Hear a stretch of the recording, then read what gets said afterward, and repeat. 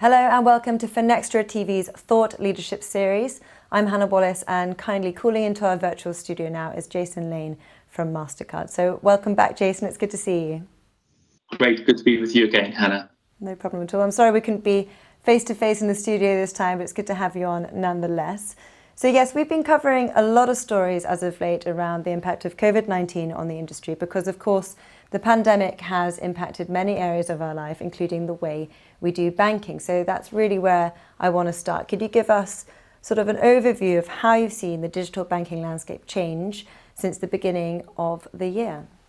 Well, the rapid digitalization that's been driven by the pandemic has only accelerated through our lives. So not only in how we sort of work with our banks, how we make payments, but actually in all aspects of our lives. And so that's one of the upsides of what's happened through the pandemic. So when we look at how people sort of are video conferencing on a much higher level, how they're engaging in online payments, buying digital goods, whether it be music or gaming, down to even the boom in online education, it has been fairly remarkable. And I suppose it's the lockdown restrictions that have been that accelerating sort of factor. And so when we start to look at, indeed how consumers are engaging in that environment, specifically from a Mastercard perspective, we're really glad we have been on the curve and ahead of that in terms of not only offering, contactless or touchless payments, but certainly that's sort of aided and engaged in the hygiene factor. Mm-hmm. Well, that leads me quite nicely into my question. So could you remind our audience the sort of role that Mastercard plays in the digital banking space? It's one of collaboration.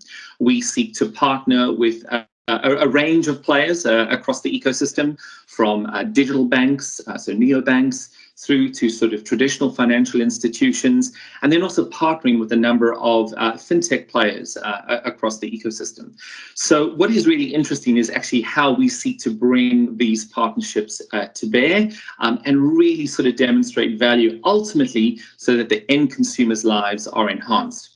And so from a Mastercard perspective, what we get really excited about is sort of, the ability now of you having your credit cards, your physical piece of plastic, essentially tokenized, your virtual card, either in a wallet, such as Samsung Pay, Apple Pay, or indeed housed within your mobile banking app, allowing you to sort of make those contactless in-app and online sort of payments.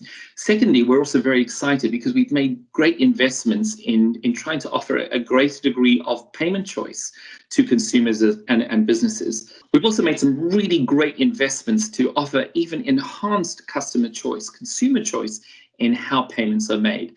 And specifically, as consumers are trending to sort of prefer to do real-time payments, we're making investments to really bring that to the fore. So it's quite exciting. And again, all of this happens because we're collaborating with our financial institution partners, as well as bringing the very best of our technology to bear along with fintech players.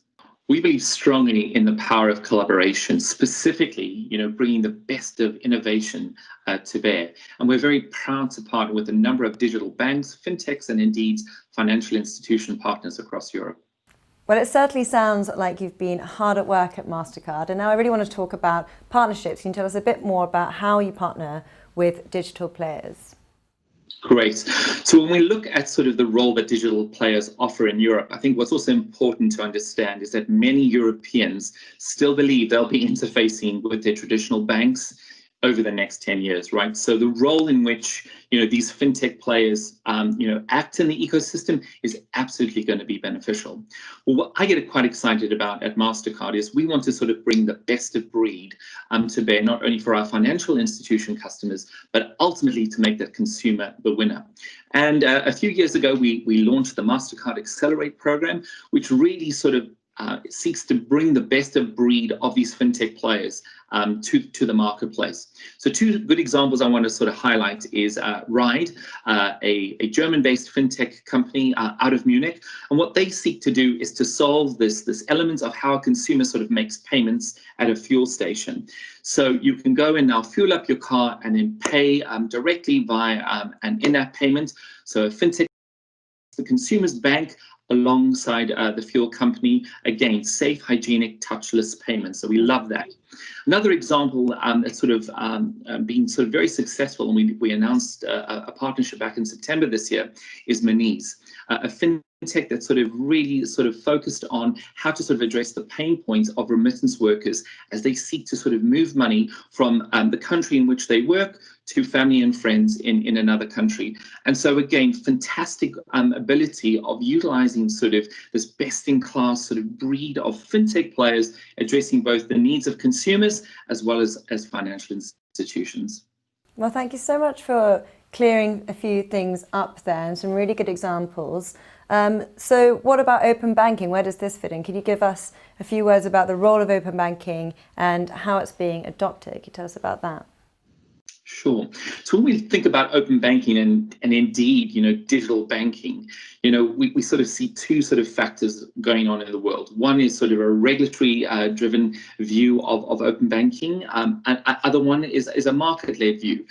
In both instances, digital banking is the winner, right? Because essentially what open banking allows is sort of provides that consumer more ability to sort of use their financial information, the financial data surrounding, their behavior, their transactional value, to only sort of offer a higher degree of advanced sort of programs and platforms to them. And so at Mastercard, we've been working at open banking for a number of years. We offer suite of products, and delighted to sort of share how even in the pandemic this has continued to grow and certainly to sort of have value at a market level environment. And in September this year, Tesco Bank announced that they would be using our open banking rails to allow their 2.6 million customers to sort of engage in this sort of real-time open finance, open banking environment. It's really quite exciting. Early days yet, but so much more to come. Certainly a space to keep an eye on. Watch this space. But Jason, thank you so much for sharing your insights. You really painted the picture for us there. But we'll leave it there for now. So thank you very much again for calling in. It's been a pleasure.